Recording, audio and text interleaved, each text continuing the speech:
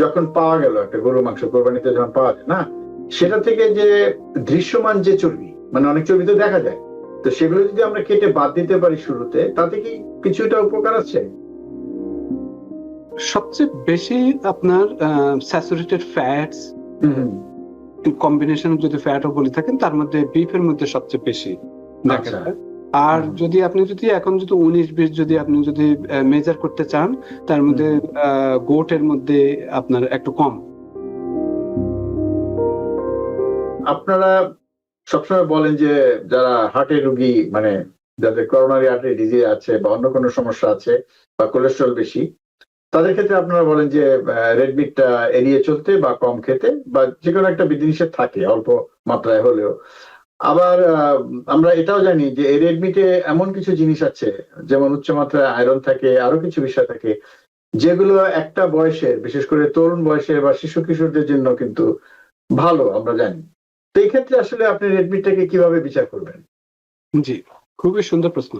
Red meat again আপনি যেটি বলেছেন যথার্থই বলেছেন, যে একটা বয়সে আপনার যেহেতু রেড মিটের মধ্যে অনেক ধরনের ভাইটামিনস, মিনারেল, জিঙ্ক, বি12, অনেক অনেক কিছুই আছে, প্রোটিন, হ্যাঁ, এগুলি এগুলি কিন্তু আমাদের শরীরের বৃদ্ধির জন্য, গঠনের জন্য দরকার আছে।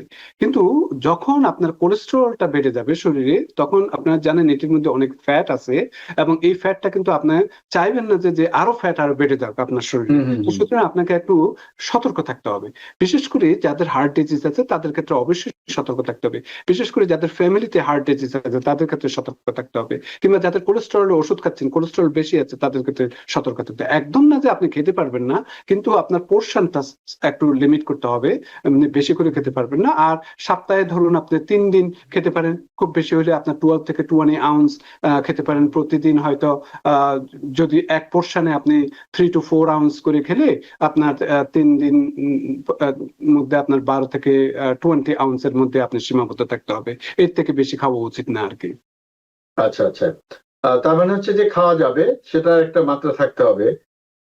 এটা একটা বড় বিষয়। কিন্তু এই রেড মিটের মধ্যে যদি ধরি আমরা, যে কারণ আপনার গরু, খাসি যেটাই ধরি, বা অন্য কোনো প্রাণী যেগুলো আমরা খাই, তো সব ধরনের রেড মিটই কি একই রকম? মানে একই রকম, যে আমরা যেটা বলি কোলেস্টেরলের বিবেচনায় কি সবই একই ধরনের ক্ষতিকর, যদি সেটা ভাবি? তো জি, সবচেয়ে বেশি আপনার স্যাচুরেটেড ফ্যাটস হুম। কম্বিনেশন যদি ফ্যাটও বলে থাকেন, তার মধ্যে বিফের মধ্যে সবচেয়ে বেশি দেখা আচ্ছা। যায়। আর যদি আপনি যদি এখন যদি 19-20 যদি আপনি যদি মেজার করতে চান, তার মধ্যে গোটের মধ্যে আপনার একটু কম আছে ফ্যাট। তো যদি আপনি সেরকম মানে খুবই কেয়ারফুল থাকতে চান, তাহলে আপনার এটি একটা কিছুটা অল্টারনেটিভ হতে পারে। কিন্তু যদি মিট খেতে হয়, সবচেয়ে বেস্ট হচ্ছে যে আপনার চিকেন বা টার্কি, এই ধরনের কিছু।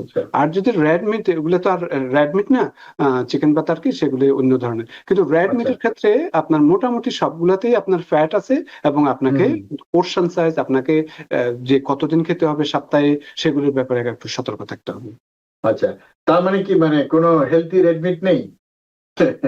আচ্ছা আচ্ছা, রেড মিটের মধ্যে বিভিন্ন জায়গার মাংস মানে আপনার। মানে মানে সেই বিফের, মানে একটা গরুর বিভিন্ন জায়গার মাংসের কথা জি বলছেন তো? জি জি জি জি আচ্ছা, আচ্ছা, যদি জি, একটু বলেন। আমরা যেমন সারলন বলে থাকি, তারপর লন্ডন ব্রয়েল বলে থাকি, তারপর রাউন্ড বিফ অফ আই, এরকম বাজারে যখন দেখা যায় এই ধরনের হ্যাঁ, জিনিসগুলো, হ্যাঁ, হ্যাঁ। সেগুলা ফ্যাটটা আপনার কম। মানে মোটামুটি আমি বলতে চাচ্ছি সেগুলিতে লিন ফ্যাট, লিন মিট, বুঝতে পেরেছি, বুঝতে ফ্যাট পেরেছি। যতটুকু মানে কম জায়গায় থাকে আর কি।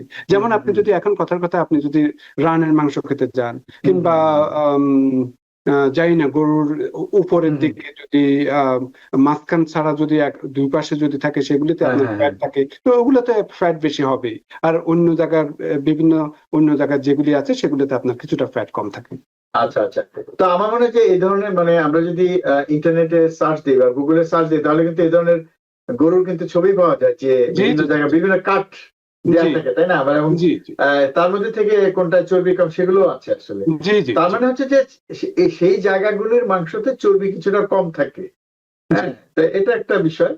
আরেকটা জিনিস আমার বাইরে মনে হলো এটা, যে একটা মজা সেটা অনেক সময় আমরা শুনি যে রান্না করা গরুর মাংসের চেয়ে সেটা যদি ইয়ে করা হয়, যেটা ওই মানে ঝাঁজ মানে মানে যেটা বলি যে স্মোক যেটা বা জি কাবাব বানিয়ে যদি খাওয়া হয়, জি তাতে কি চর্বি ঝরে যায়? মানে সেটা কি একটু আপনি বেটার? গ্রিলটা বলতে চাচ্ছেন মনে হ্যাঁ হয়। হ্যাঁ, গ্রিলটা গ্রিলটা গ্রিল হ্যাঁ, সেটা আমি টার্মটা ভুলে বেটার, কিন্তু যাচ্ছিলাম। জি গ্রিলটা বেটার। আপনি ফ্রাই থেকে বা ইয়ে থেকে এটা বেটার, কিন্তু প্রবলেমটা হচ্ছে যে গ্রিল যখন করতে যাবেন তখন যে সার্কলটা ব্যবহার করা হয়ে থাকে, তখন অনেক সময় আমরা এত তাপমাত্রা ব্যবহার করে থাকি, অনেকটা বার্ন করে ফেলে থাকি। এবং হ্যাঁ হ্যাঁ, বার্ন করা মানেই তো হচ্ছে যে এটা আপনার অনেক হার্মফুল কম্পাউন্ড সেখানে সৃষ্টি হয়ে সেখানে থাকে, যাচ্ছে। আমরা অক্সিডেটিভ রেডিক্যাল বলে থাকি, এই হুম ধরনের। হুম হ্যাঁ? তো হুম। এগুলোর দিকে একটু খেয়াল রাখতে হবে, যাতে ওভার কুকও যাতে না হয়ে থাকে, আবার at the same time under আচ্ছা কুক আচ্ছা যাতে না হয়ে থাকে। আচ্ছা আচ্ছা। কিন্তু ধরেন মাংস যখন পাওয়া গেল, একটা গরু মাংস কোরবানিতে যখন পাওয়া যায় না, সেটা থেকে যে দৃশ্যমান যে চর্বি, মানে অনেক চর্বি তো দেখা যায়, তো সেগুলো যদি আমরা কেটে বাদ দিতে পারি শুরুতে, তাতে কি কিছুটা উপকার আছে? অবশ্যই উপকার আছে। সেটি আপনি যতটুকু সম্ভব আপনি সম্পূর্ণ ফ্যাট গুলা আপনি সরাতে চেষ্টা করবেন। কিন্তু মজার ব্যাপার হচ্ছে যে আমরা আরেকটা জিনিসটা মার্বল কি একটা নাম দেওয়া হয়েছে, এটা খুব সম্ভবত হুম, মার্বল ফ্যাট নাকি বলে।